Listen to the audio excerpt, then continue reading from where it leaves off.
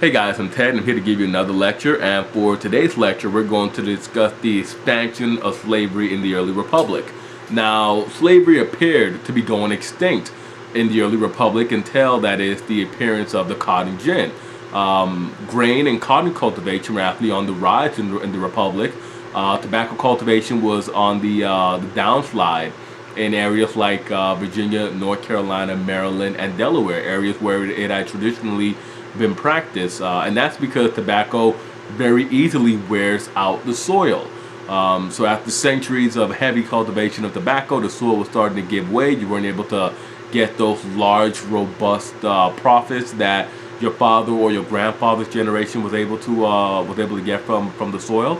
So a lot of farmers, farmers began to turn to the large scale cultivation of corn and grain, wheat, because those were guaranteed to fetch prices on the markets.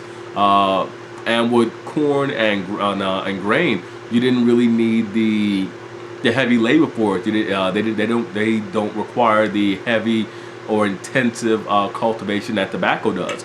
So it became sort of economically inviable. It simply didn't make sense from the financial point of view of the slave owner to have a large pool of slaves, to have a large slave labor force laboring to produce these crops when you only needed a large labor force at planting and harvesting time. It actually led to a rise of manumissions in the northern Virginia, Maryland, the Chesapeake, the Tidewater area. It led to a rise of manumissions in that area because slave owners simply decided to free their slaves to cast them out, let them fend for themselves rather than financially support them. But with the emergence of the cotton gin, short staple cotton, filled with all the little seeds in the bowl, became economically viable. You didn't have to spend all that time picking out the seeds from the cotton boll. The gin made the removal of the seeds extremely quick, extremely easy.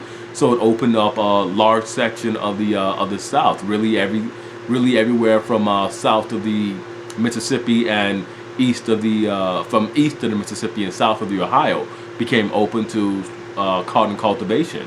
And with the opening of such a vast area with the cotton cultivation, it sort of gave slavery a second life. It is said slaves plantations sprung up as people began to move into the area to join in on what was quickly becoming the fastest growing international market, that is the distribution of cotton. And there you guys have it. That's our fast fact for the day. The expansion of slavery via the invention of the cotton gin. Hit like, subscribe, comment. Let me know what you thought about this fast fact on the expansion of slavery. As always, I'm Ted, and I'll see you guys later for another fast fact.